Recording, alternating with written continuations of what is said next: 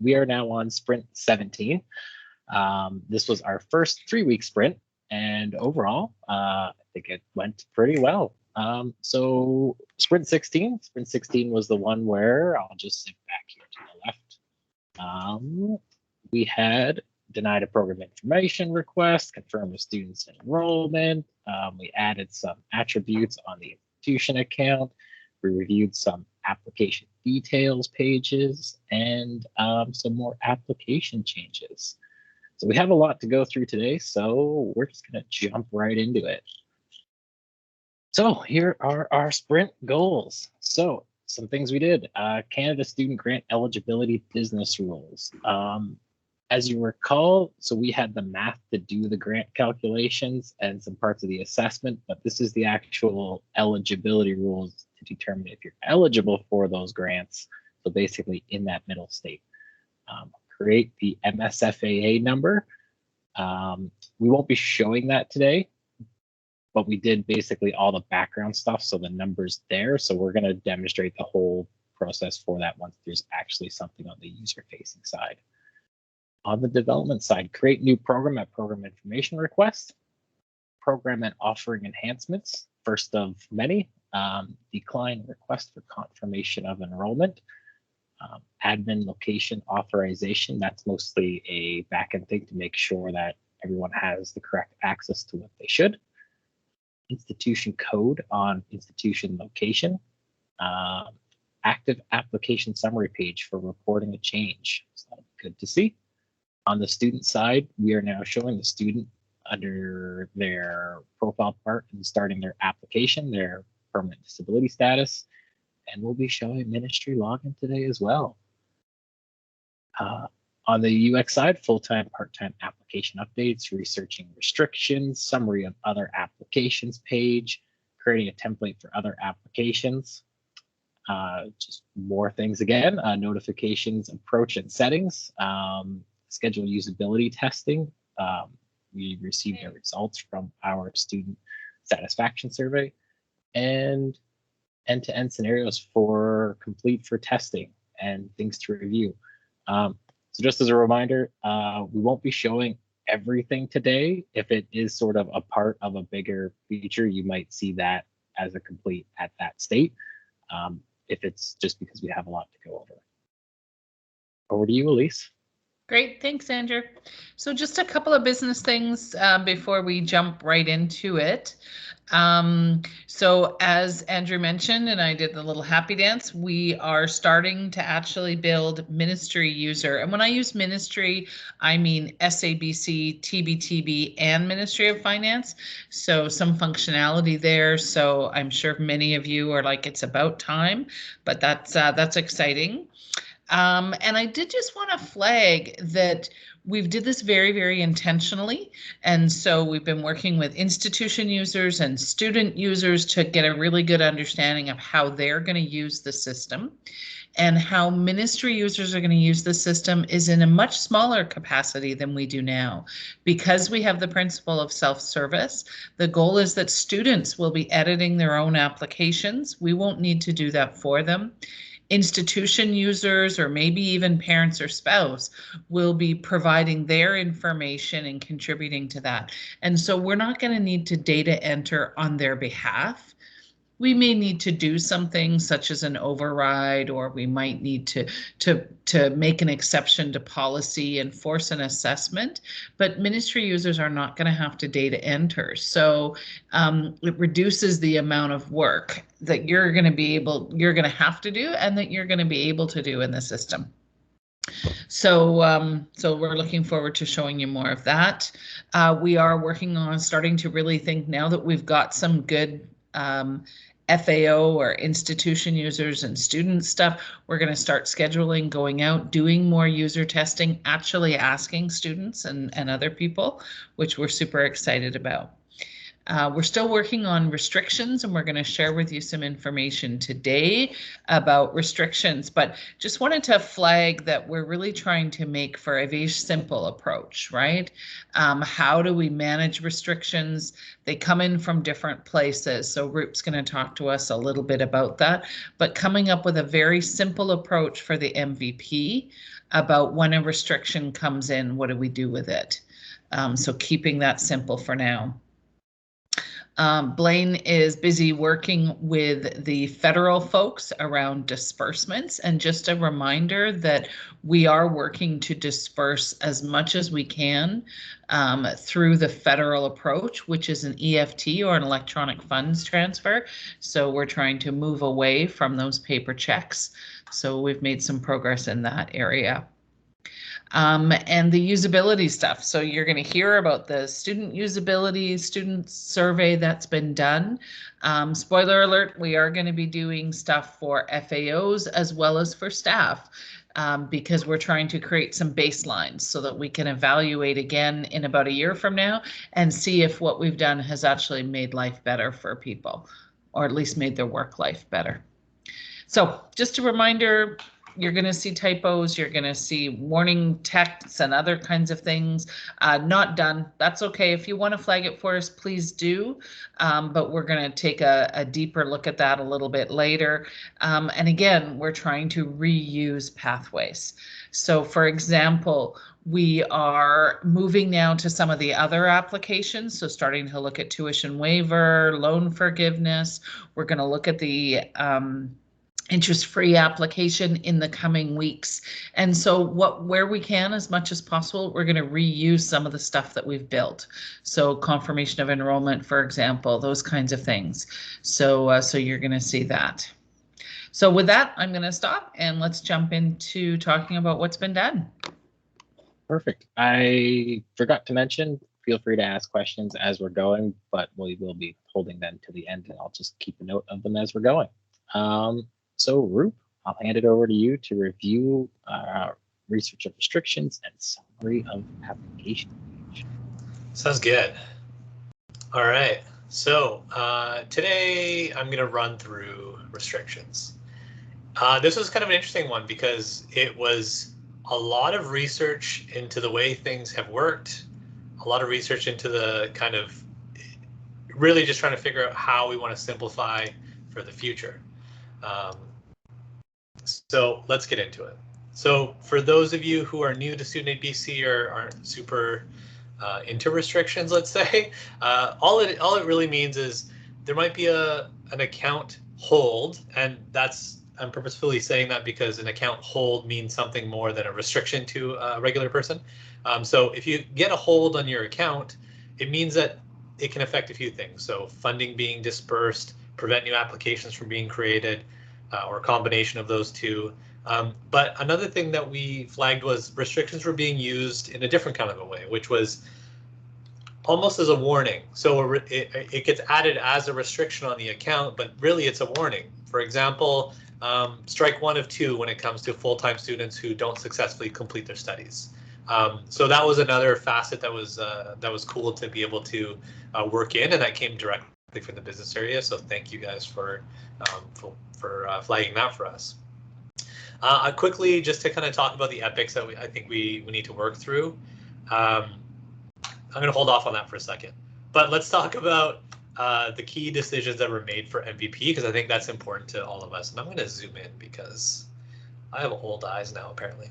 Okay, so looking at this is essentially how we want to approach this. So federal holds and StudentAid BC / provincial holds, they're going to stop everything for that student's account until we decide whether or not that hold is account specific, affecting all of that account, or just an application specific. So let's say stopping funding for a particular application, but allowing other things to come through.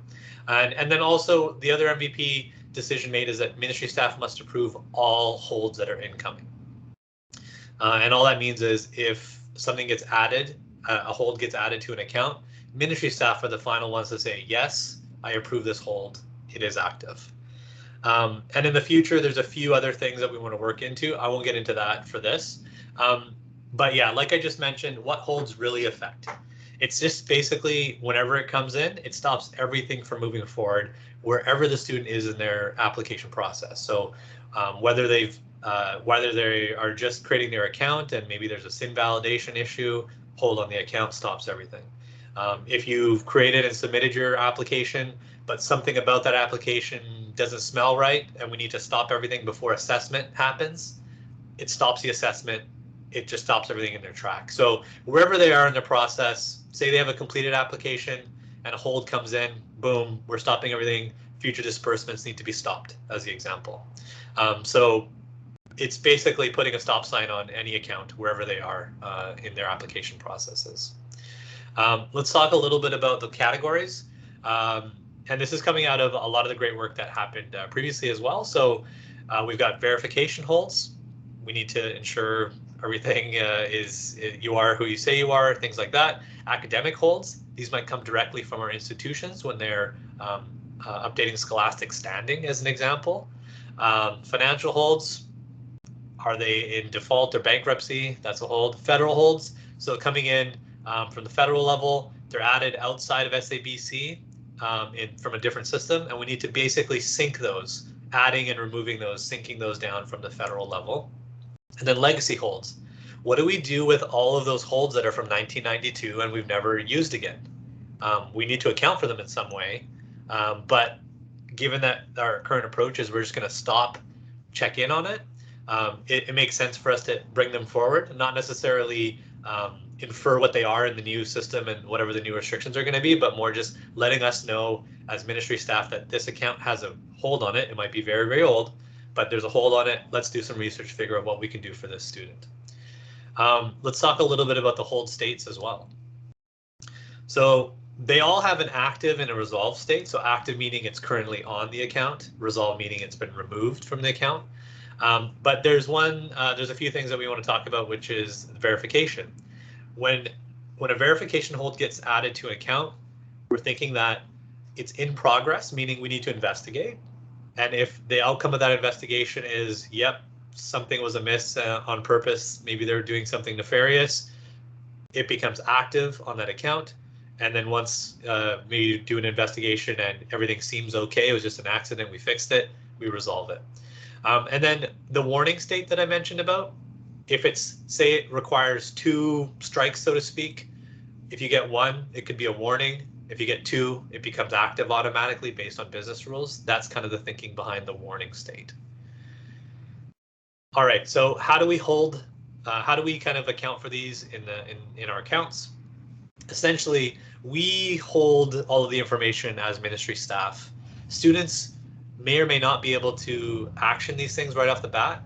In the future, we want to make sure that, if there are steps that they can take, we'll allow them to read about it and do those steps on their own, and we'll account for those in the future. But for now, we know that the code is whatever, the description of that code is this, and us as staff can go through and help that individual. If it's a provincial restriction or an SABC restriction, then it tells them to contact us at StudentAid BC. If it's a federal hold, and we know that the National Student Loan Service Center might be the best place to go, they can contact them directly so they can actually get the help they need.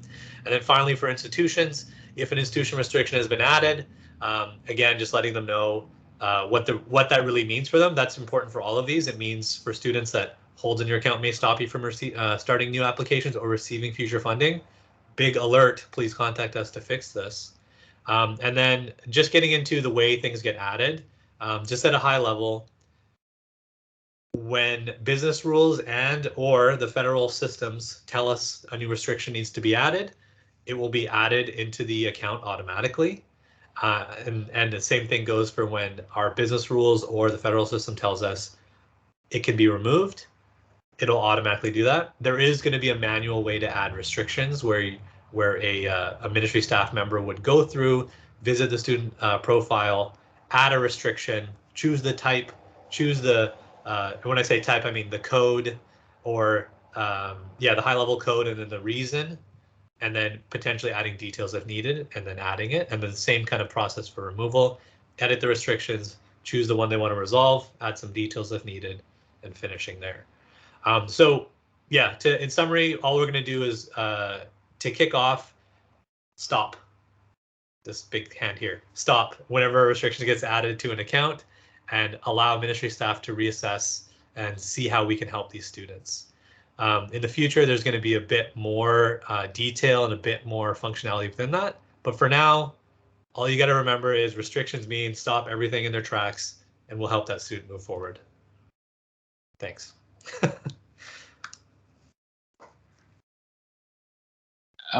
Perfect, Group. You did also have the other applications page on there. Yeah, for sure.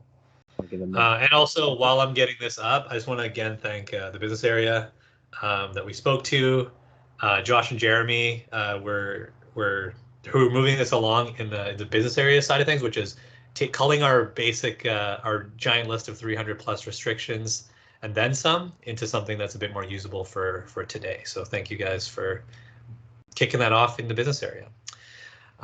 Okay, into Figma world.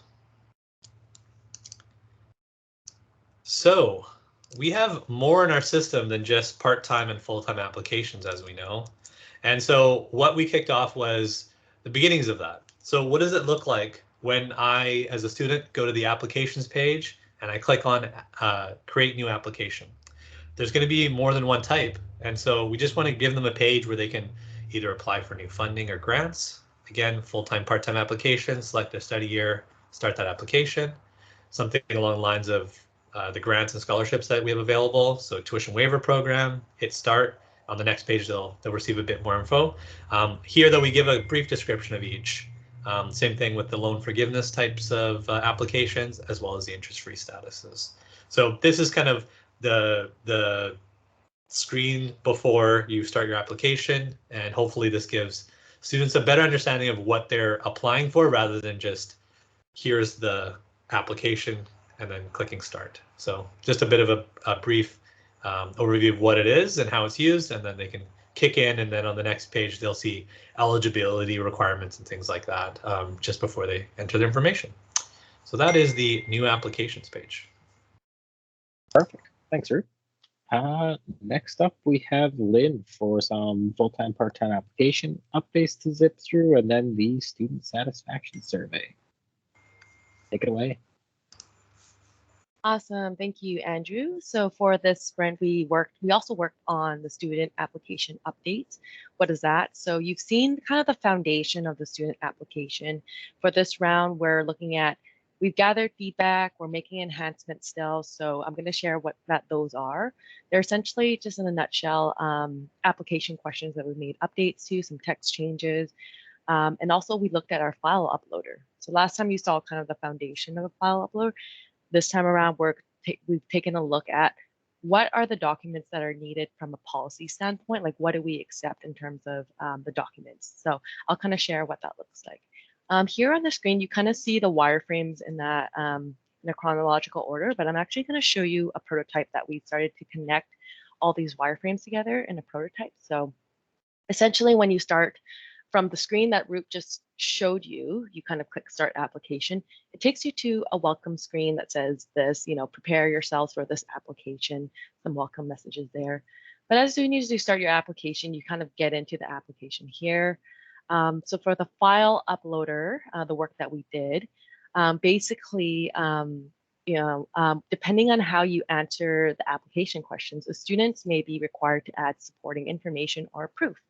So as one example, what is your Canadian or what is your citizenship status? If you select permanent resident, you'll kind of get this new UI treatment where it's asking you to upload proof of citizenship. There's going to be some instructions, some documents that we accept. You kind of saw this last time, right? So, and some instructions on the file name and the file format and the amount of files that we can accept. So that's just in a nutshell what we did. Working with Robin and the work, started with kind of the appeal forms, the SABC policy, the federal policy. So really huge shout out to Robin and the program's operations team for kicking us off to kind of really simplifying what the documents that we accept? What do we need, right? So on top of that, we then looked at best practices for uploading, usability, and we also looked at a trauma-informed approach. And what does that mean? So there is a page where we ask about, let me just scroll to it. So this family, here, scroll down here, shared custody. There's a question where we ask about estranged parents. I just have to scroll out. Estranged parents, and that one is on parent info. Sorry, my apologies. I don't think I connected that, but let's go in here. So we do have a question where we ask if you have a situation where you're estranged from your parents. Previously, we asked, we were kind of like that nosy neighbor, right? We asked a lot of details about when that happened, what happened, all those details that can be triggering to some students, right? And so the way we thought about taking kind of a trauma-informed approach is that we're just going to ask the student, please select the date that you were estranged from your parents, and then we'll just ask the third party to describe, like for example, a therapist or a professional to describe the relationship with you and your family, the profession. So we're kind of pushing that off to a professional to tell the story rather than ask the student to tell the story and potentially traumatize them again. So those are kind of the lens we looked at as part of the file uploader. But again, what else, other things we did was looking at, you'll see there's a lot of red around here. Those are kind of the texts that we've started to update, really revising the headings, really looking into the details of the text. So we've taken in your feedback, we're making those updates as well as enhancements there. So that is really the student application updates for you. So file uploader and some question updates and text updates. So that's there. So the next thing I'll talk about is as well is the student satisfaction survey. So I'm just going to remind you what that is. I'm just going to pop that up. Okay. So you might have remembered that we did a survey back in March of 2021. We had launched a few surveys. For this time around, we launched the same surveys in August 2021 with the same criteria. As Elise had mentioned, we want to just benchmark our kind of the satisfaction from students at this currently. But again, so when we launched the surveys in March, that was a bit of a low season for us. We know that. So we launched the same surveys in August, which is a busy season. Same criteria, same everything, same questions. Just as a recap, we just asked how easy or hard was it to find information you need on the StudentAid website? And then how easy or hard was it to fill out the application on the dashboard, right? So again, we asked the students to rate their experience on a scale of very easy to very difficult. This is using the Likert scale. And the idea of this, as well as to benchmarking it, is that the idea is that students are satisfied with our products when it's easier to use. I think that's quite common there. So we collected, again, both quantitative and qualitative. So tell us more about your answer. And then we measured for a month. So again, same criteria as last time. The only difference is low season, high season. So let's take a look at what that looks like. So just starting off with some general insights. For both surveys, we had a huge increase in participants, I would say. So that was really exciting to see. I don't think that was a surprise for us, but more so just acknowledging that it's a busy season, right? So we'll get more results that way. For the website survey, we actually got a bit of a different result from the March survey. So in March, all of our results kind of skewed more on the easy realm. For the website survey, it started in August, it started to skew more on the difficult realm. So I thought that was quite interesting. The saturation point for the website survey was in the 4th week. For the application survey, that the results relatively stayed in the easy realm, similar to the March survey. So again, for this one, application saturation point was at the 3rd week. So those are just some general insights for you. And the saturation point is really, when it comes to gathering these insights, we want to ensure that we're collecting the themes that are propping up, and the saturation point is just pointing out to when we can no longer find additional themes. So saturation point happens, for example, the website survey is that the fourth week, the themes that were popping up kind of ended there. And we were no longer able to find what the other themes were. So that's just a bit of a little insight there for you. So let's compare April and August. So at the top, we have a website, our ratings here for March. In March, you'll notice that it's somewhat skewed to somewhat easy, and very easy, kind of leaning on that side. Again, we had 98 students for our website survey in March. In August, you'll notice that it's kind of, we got a few answers dispersed throughout, leaning more on kind of that somewhat difficult to very difficult. So that I thought that was interesting, as I mentioned. And again, we got 185 students for this round. So for the application in March, just a recap here, we've kind of leaned more to the somewhat easy and very easy. So we got up at 161 students. For March, again, the kind of the what was answered is kind of diverse throughout the kind of the answers that they had. So we had about 217 students for the August survey. Again, kind of leaning on the somewhat easy realm, but of course, the answers are a bit more scattered out for the very difficult. So I thought that was very interesting. What that tells me is that our experience right now is that depending on if you're a new user or a power user or a returning user, we're getting all these different experiences from users, and it should always be very clear on what the experience should be. It should just be very easy from the start, right? We shouldn't be getting all these different kind of ratings throughout. So the goal is obviously to land on very easy or easy in the future. That's my own personal goal. But the hope is that we create an inclusive design for everyone, no matter your skill set, no matter your background, no matter where you come from, it should be easy for everyone. So I'm going to share some feedback now on what we've seen. So here is just really a rating for the website. Lynn, you're on mute for some reason. Oh, my apologies there. I don't know why that happened.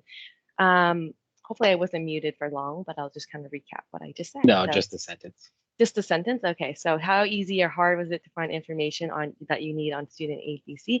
This is just another way of looking at the data, just showing up what the top 3 was in March: easy, somewhat easy, very easy. And again, in August, somewhat difficult, easy, and very difficult.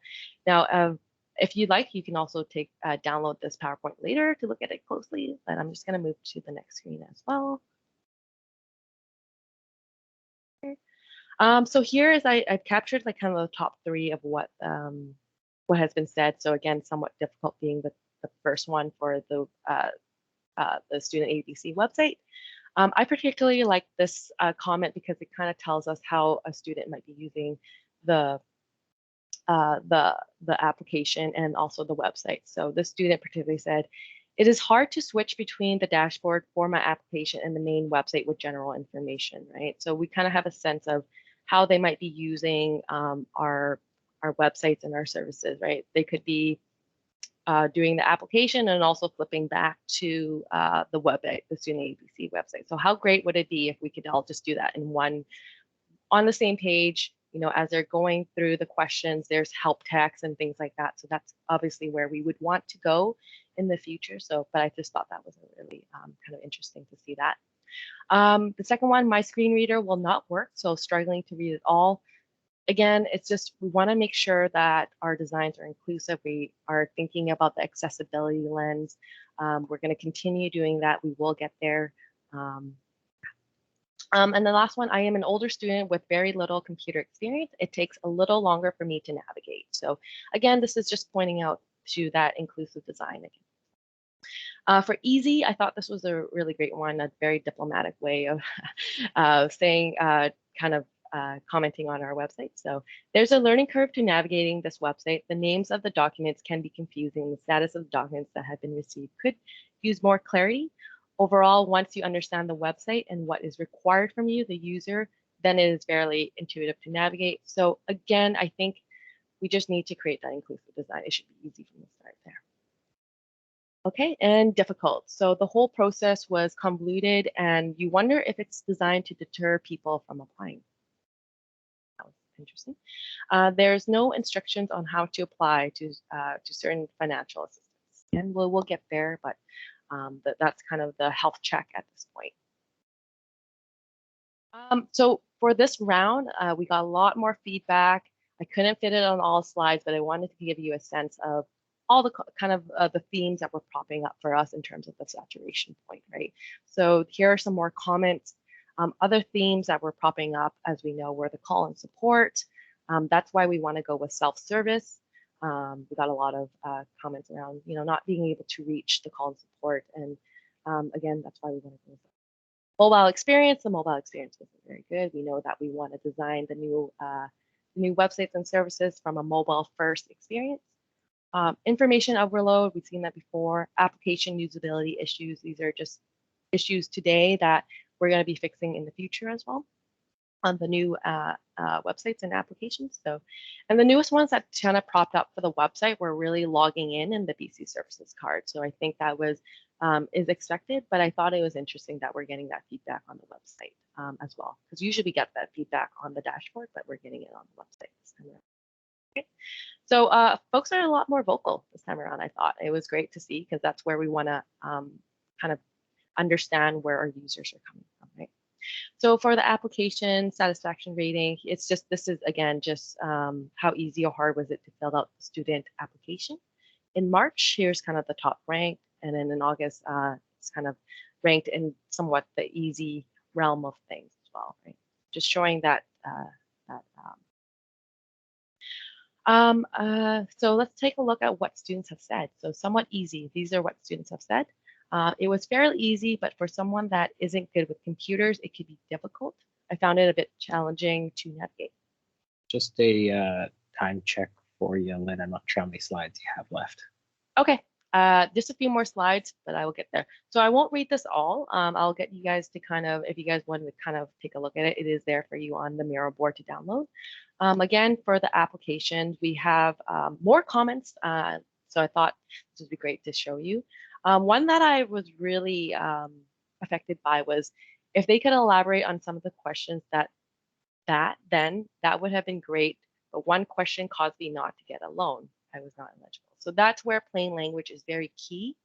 We want to make sure that students are understanding and that they're answering correctly so that they can get their loan or get their financial assistance that they need. Other themes, confusing questions, application usability issues, lots of banners, and call-in support. So those were the other themes that had propped up in terms of the saturation point that we were hitting. So last screen, really a goal, as Elise mentioned, goal for creating benchmark for our products.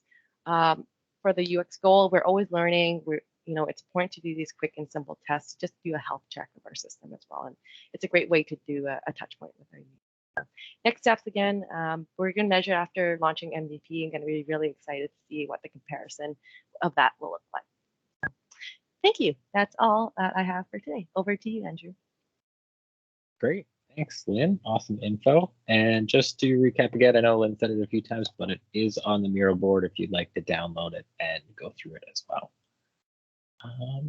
Andrew, if you want to give us a quick overview of the schedule usability testing. Try unmuting myself, that would be helpful. Thanks, Andrew. Yes, so this week I sent out the call for usability testing. Right now, just to institutions. I'm still waiting on the list of students to go to students for the usability testing as well. We're planning on doing both. The institutions were great. They were pretty prompt at getting back to me. I currently have 8 scheduled right now, waiting on a few more, and mostly also waiting on the privates. Michael Evans is assisting with contacts for all the privates. I have 1 scheduled so far with Sprott Shaw, but I'm still waiting to contact the rest of them. And then we're going to be setting up time slots the last 2 weeks of October to do usability testing. And once I get it out to the students, we'll start scheduling them as well. That's it. We can move on. Great. Awesome. I hope I'm sharing the right screen, but this is where you'll see the PowerPoint on the Miro board right here. Elise, over to you for some end-to-end scenarios. If you'd like to move it to the end, we can do that as well. No, that's okay. I think we want to get to show you some cool stuff. So I'm just going to speak briefly and just let folks know that we are, so we've showed you these cool things, right? We've showed you this, and then we showed you this, and then we showed you this. So I would imagine that at this point, you're starting to go, how does it all fit together? I want to see that with that, with that, with that. So that's what we're calling end-to-end scenarios. And so we have identified a list of end-to-end scenarios for institutions and for students. We're validating with our feature owners as well as validating with our reference group for those. And so we are going to start to record a little end-to-end demo. And when I say little, I mean, for example, institution user logs in and navigates in their account. To maybe a 3-minute demo.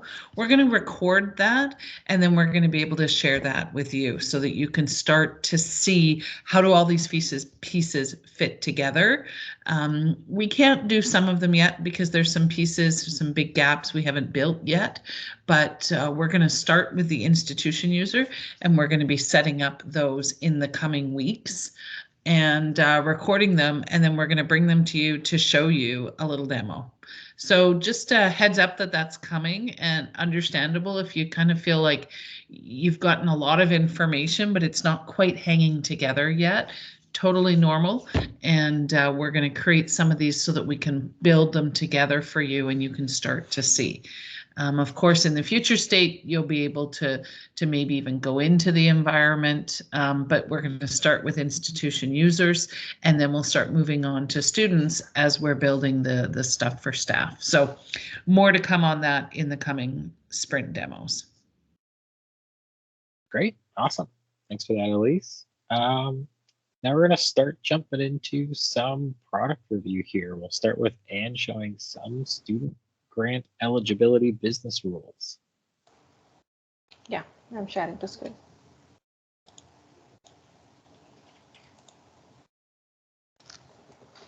Hope you guys can see my screen. Yeah. So today I'll be showing the Canada Savings Grant for full-time students. So we have set up that. First, I will be showing this flow diagram so that you guys will be knowing that how we set up the CFGT eligibility. So this is the flow diagram. So first here we will be checking whether the student application is a full-time.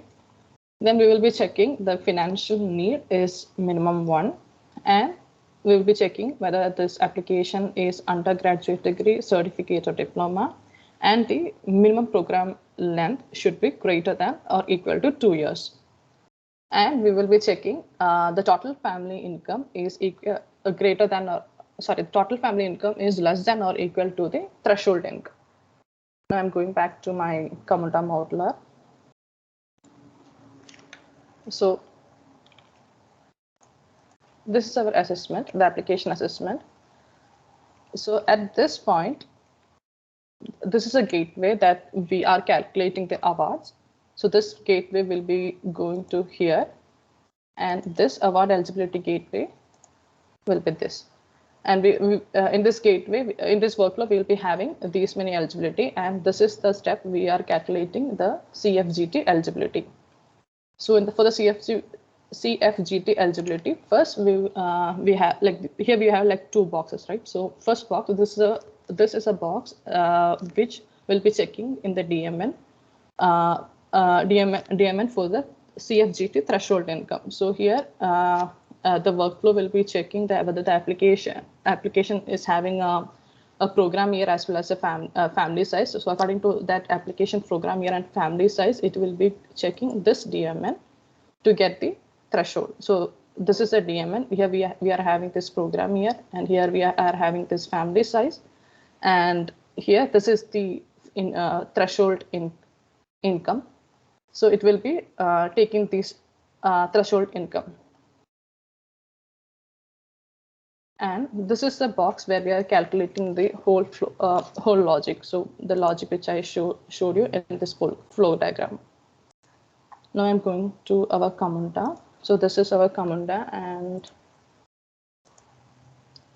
here I'm going to show you an example. So these are the applications, running applications. I'm taking this application. I will be, and this is the application where CFGT eligibility is S. So I will be just walking through this application and show you how this CFGT eligibility is yes. Yeah. So here, as per this diagram, it is saying that this application should be full time. So here, when you check, we are having a variable called offering intensity. So this intensity is full time. So one condition is satisfied.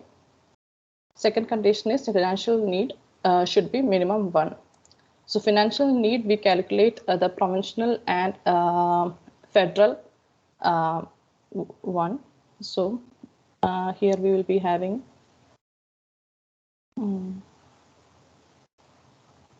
provincial assessment need. This is 4,000. And when you check the federal assessment need, this is a federal assessment need. So the sum of these should be greater than or equal to 1. So this condition is also satisfied. Now we are checking the application is undergraduate degree, certificate or diploma, and program year is minimum 2 years. So for that,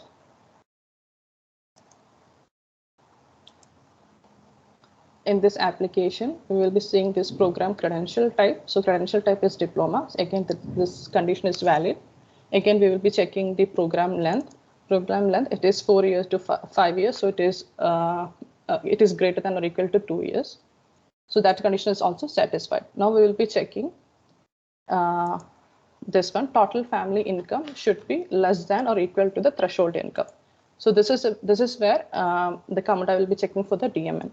So here, this is the program year 2022 to 2023, and family size. We are just checking the family size. You can see the family size is 1.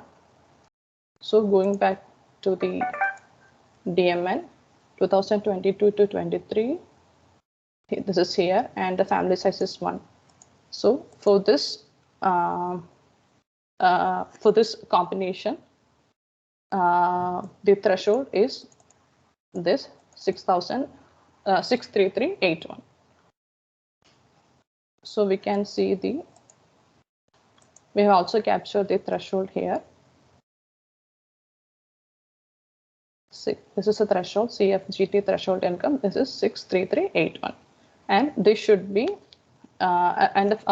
this application family income should be less than this threshold. So we now will be checking the family income of this application. So when you check this family income of this application, it is 300. So it is less than the threshold income. So that is the reason why this application is having this application CFGT eligibility is yes. This application is eligible for CFGT. Same way, I'm going to show another example where CFGT is and eligibility is no. So this is the example you can see here CFGT and eligibility is no. Here we are already having the threshold income, and we will be checking the family income. This is a family income. Family income is 300. This is provincial assessment need. It is 400. And this is federal assessment need. It is also 4,000. And so it is greater than 1. And here, program length is 2 to 3 years. So it is minimum 2 years. And credential type, it is diploma. So all these conditions satisfied. And when we check the program intensity, it is part-time. So this is why the CFGT eligibility for this application was no. Awesome. I hope that makes sense. If it doesn't, it's mostly designed to react to effectively just the way we do the calculations, pulling in the values based off of year and the criteria, and then determining if it's valid or not. And did you want to walk us through the institution code now? Yeah, sure. Just while she's pulling this up, this will be on the institution side on their account. We're going to try doing sort of a group. So we're going to show you a bunch of the institution side stuff first, and then student, and then ministry. So now we have introduced institution code for a location. So the institution code should be a 4-character, and it only characters are allowed. That is, numbers won't be allowed. So we'll be getting this validation error if there is any number. And it should be 4 characters. If there is more than 4 also, you'll be getting this validation error. So I'm just creating institution code. Okay, should I do?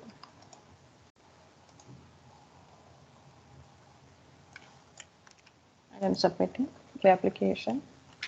So now the application is submitted. You can see the application, and when you click edit, you will be having this institution code. And if you want to change the institution code, we can change.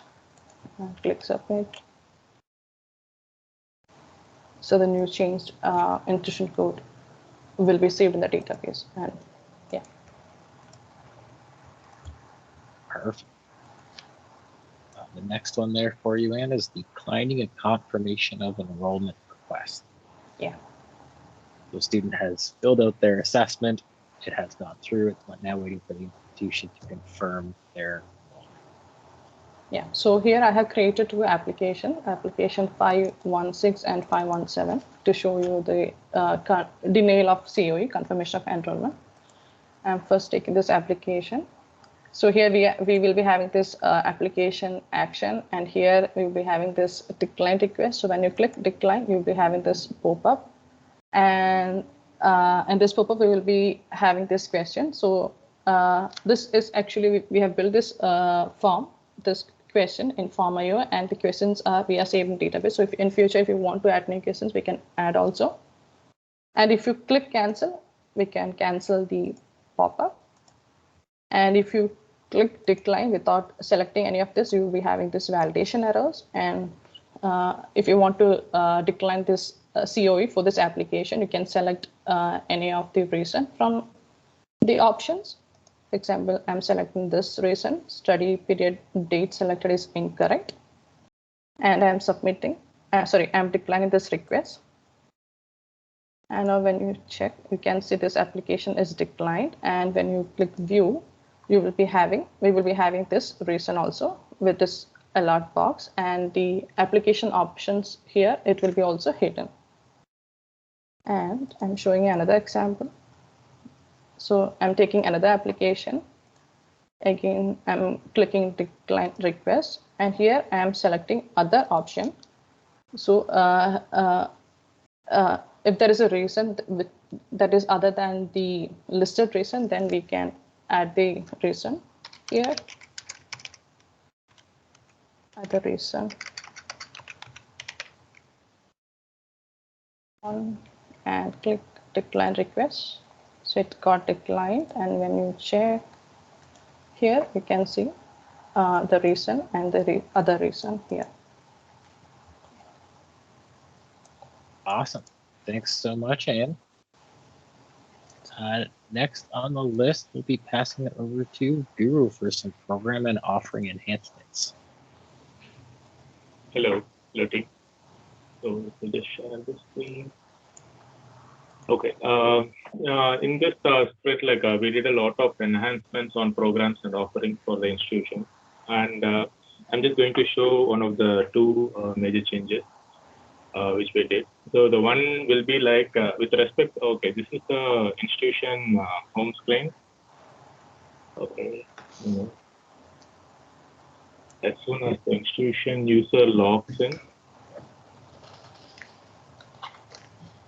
and for a particular institution whose institution type is, say if it is BC private, we have to show appropriate regulatory body for the BC private. So for example, now it is United States, the institution type is, or any BC public, anything you can have it. When they are trying to create a program out of it, you might not see a regulatory body drop down like here, where it defines like what is a BC private regulatory body.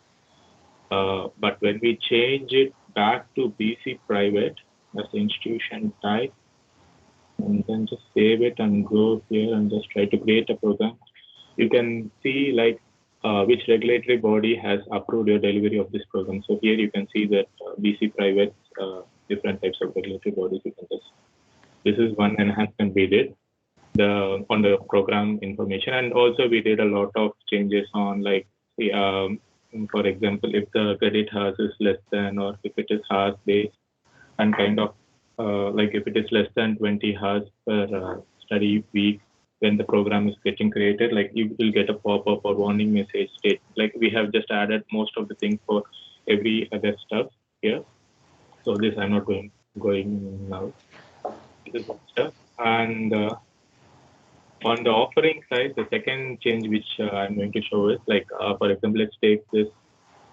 Okay, well, let's take this arts and science studies offering. Well, let's have a view what it is about. So this is this is only a full-time basis program, and it can be taken only on-site.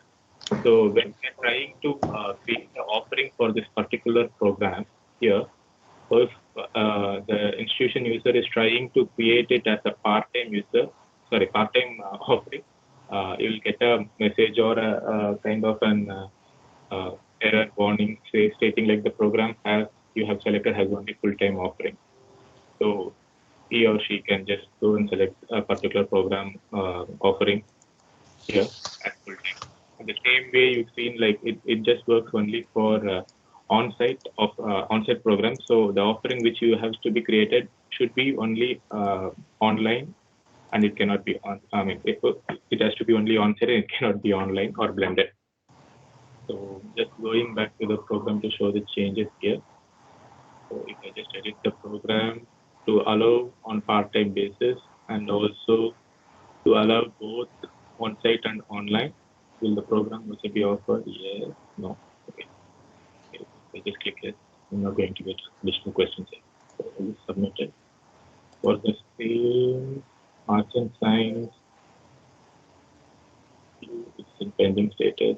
If I try to add a offering for it, I can select now both part-time and full-time, and also I'll be able to select all the offering type, like anything with respect to the program which has been edited. So these are the two major changes, I would say, and we are taking into consideration all the changes which is coming back, and we are doing some enhancements for all the screens also.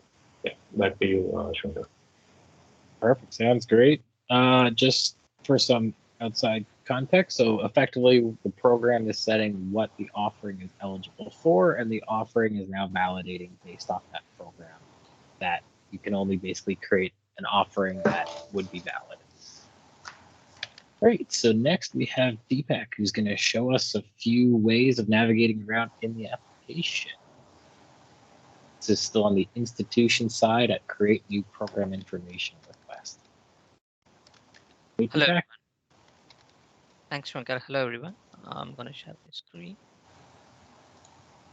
So I'm here logged in as an institution user. So before just going into it, these are just quick navigations to help the user to navigate around quickly to get the work done. So the first one is gonna be on program information requests. So when you are when you're in a program information request page, and if you notice that a program the student like to attend does not exist in the StudentAid BC, and they will need to create the approved program entry, then they can just quickly navigate to create program page just by clicking on this button, yeah, just to make it easy. And this after this we are going to show the demonstration on the student world. So I'm going to log in as a student user instead of the institution. So let me get into the student login page, bring it here. So I'm logged in as one of the students. So this is the student application side. And what I'm going to explain now is the permanent disability status being shown in the application that's being created. So there are 4 different statuses. So I'm going to start the status of yes, where a permanent disability is approved. So I'm going to go to the applications one and say, click on the one which is in draft. And going to the personal information, and you see that this user has the permanent disability status approved. So it shows yes over here. And I'm going to jump onto the next scenario where a permanent disability status is denied. So I'm going to log in as another user. So here it is. And I'm going to jump on to the applications of for this user and click on the application. I'm going to go to the personal information, and as you see, when the permanent disability status is denied, so it shows no here. And what if the permanent disability is applied and we don't know the status yet, waiting for the confirmation? So that's the next scenario. So I'm going to jump onto that.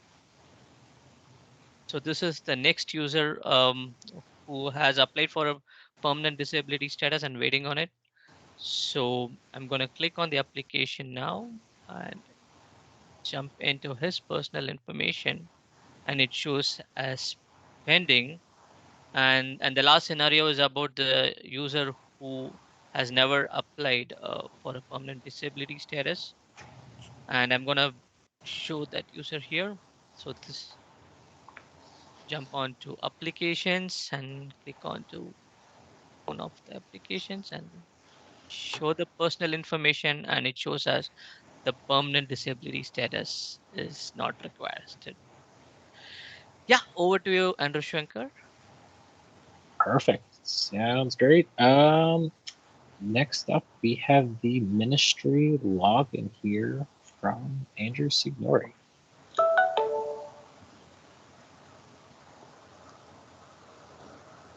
There it is.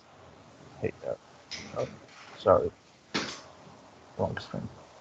Let me try the other one. It's better. Just a second. Almost there. 1, 2, 3, go.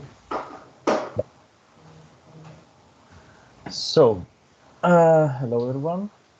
We created the navigation and everything to have like a ministry portal. So before we have /student/institution, and now we have the /AESP website that lands in this page that will be specific for the ministry.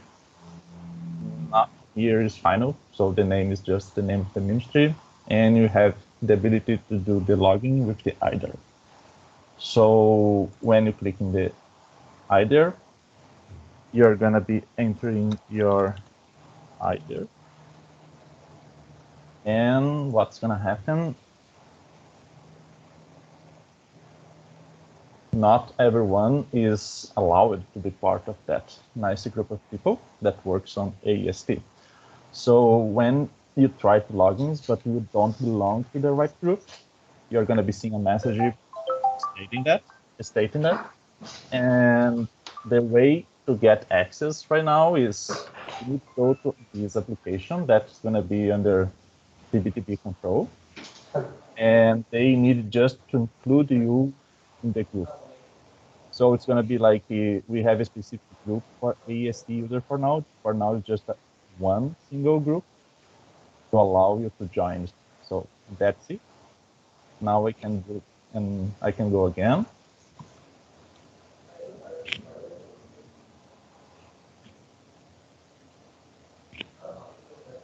And I am going to be authenticated as a ministry user.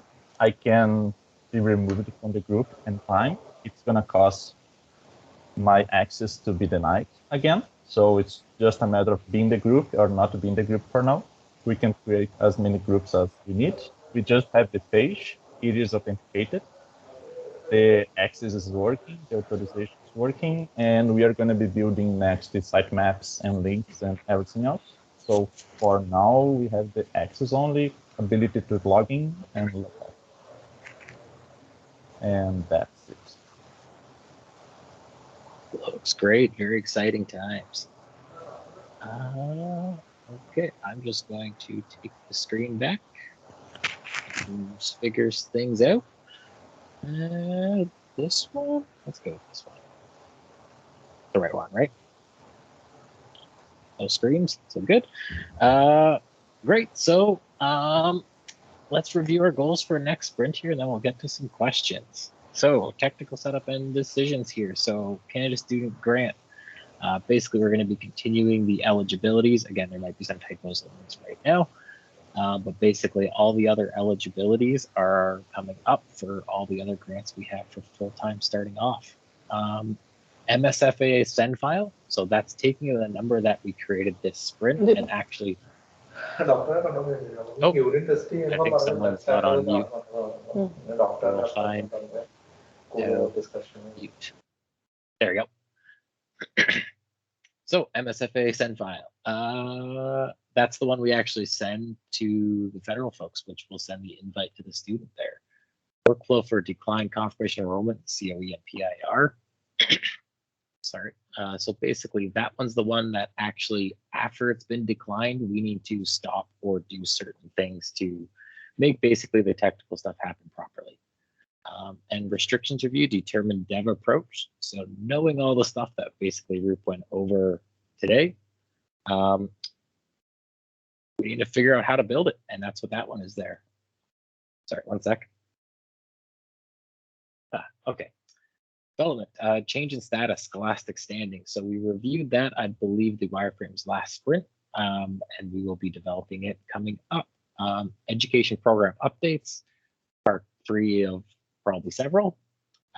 Welcome screen. So basically elaborating on the student's dashboard and the institution dashboards.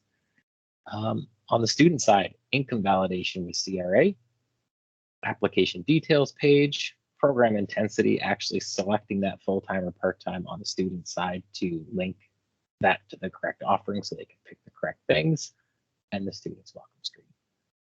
On the UX side, looking at more education program and offering enhancements. I'm sure you're starting to catch a little trend. Student, the tuition waiver application, loan forgiveness application, Pacific Leaders loan forgiveness applications. Again, we'll see several of these coming up. Ministry side, as we've said, starting that user journey and sitemap. Admin side, continuing notifications approach, scheduling prep for usability testing or usability testing, and satisfaction survey baselines for institutions and ministry. So you'll likely see this as a trend as well happening consistently. I have been copying and pasting the questions that have been asked in the chat for us to review here. There was a fair amount, so won't zip through all of them here. And I know the yellow stickies are very tiny, but that's effectively me trying to do what Michelle does off on the side here about recapping answers just to review afterwards. Well, Elise, I'll pass the mic to you to close us off and answer questions. Thanks. Yeah. So definitely, I think I've tried to, I anticipated with a 3-week sprint, we have more scope. We're trying to jam it all into the same time. So tried to answer as many questions as we can. So first questions were in regards to some of the restrictions. Are we going to put holds on all of the restrictions? And so just wanted to flag that we've identified the need for maybe a bit of a cleanup just to avoid a large number of restrictions for students, and because a restriction will result in essentially a hold, and it means we have work to do. And so if we can clean that up, we can reduce the amount of work we can do. So that's something that we are wanting to do. We also want to make sure that students are aware if they have a restriction, so they will have as Roop showed you, there was a little red warning kind of a thing. It'll be in their account, so they will know that they have a federal or a provincial restriction. Not exactly what type, because we discovered it was a bit messy. And then they'll be told who to talk to. Do they need to talk to national, or do they need to talk to us so that they can resolve it? So that's what we're going to do. Then there was a question about part-time scholastic reporting. So that one I don't know the answer to. So Andrew will have to take that away and think about what that looks like. So then, yeah, we do have this very interesting non-privacy compliant restriction report that comes from the feds. And so unfortunately, that's, as far as I know, that's going to continue, but we'll have to continue to do our best to manage within the privacy rules and mitigations that we've put in place right now. Of course, part of the restriction piece is that we know that there are some restrictions that are added and removed here in our province, and they might be added by Ministry of Finance folk, it might be an appeal person, verification, whatever that looks like. So we definitely want to make sure to provide people with that ability to add a restriction, tell us about what type it is, and then also to perhaps potentially remove it, either removing it permanently or suspending it so that the application can be processed. So absolutely, we know that staff will need to have that ability to do it. And please stop me if I'm going over or if I misunderstood. I am going to try to move through this quickly though. So then there was a couple questions about the fact that folks noticed that we had compressed applications for the YEEF and the tuition waiver program and perhaps got some of the numbers mixed up. There's some work being done. Lori and her team are in the middle of a set of activities right now, working in collaboration with other ministries, and we're waiting to get some executive direction around the tuition waiver program and the YEEF program, whether those will be collapsed into one or what that looks like.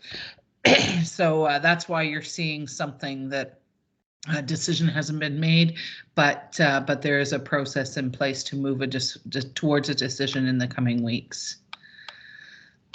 So that's that piece.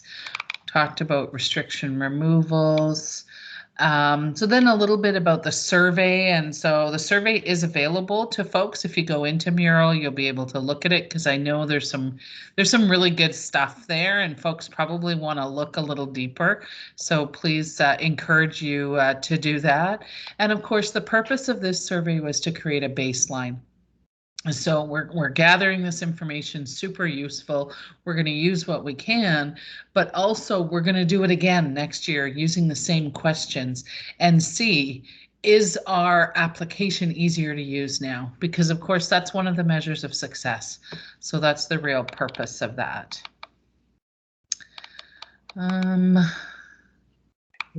So then sorry, go ahead.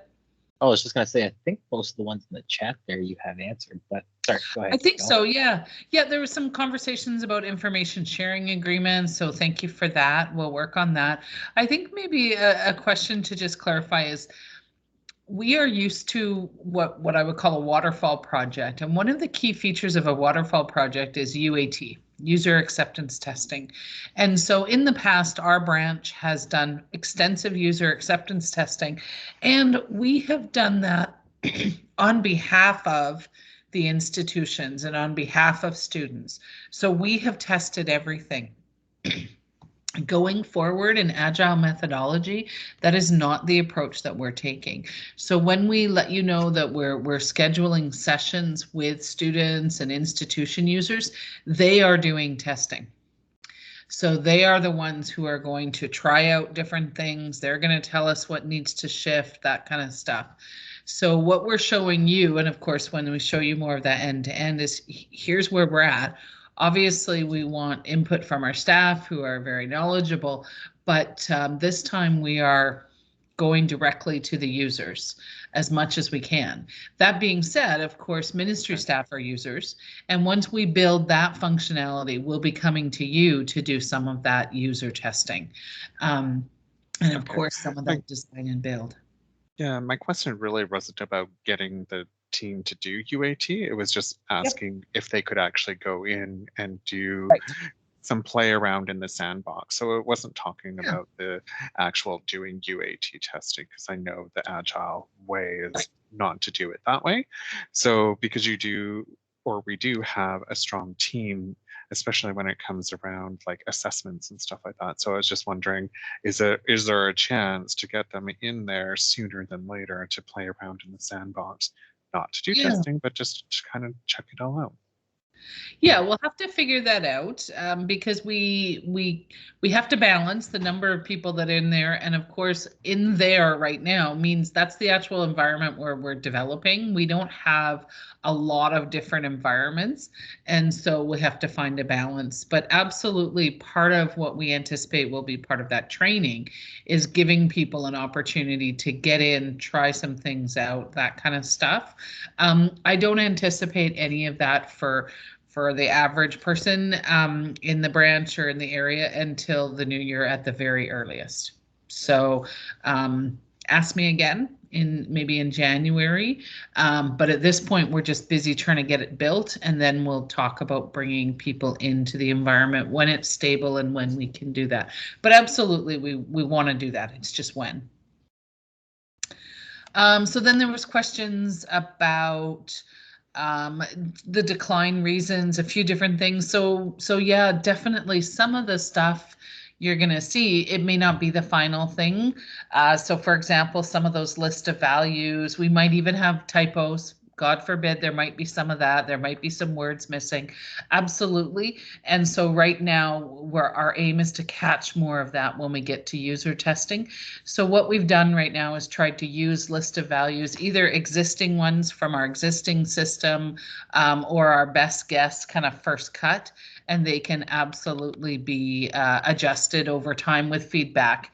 And we'll have to make some decisions which ones we do and which ones. So even things like the regulatory bodies, do we keep them as acronyms or do we spell them out? Be interesting to hear from the testers what works for them, what do they need? Absolutely. I'm conscious of the time. So just there was a last one which I didn't get to. Scholastic standing, biggest issue is reporting withdrawal. Yep. If withdrawal is reported in the national system, the withdrawal impacts student. If a withdrawal is reported currently.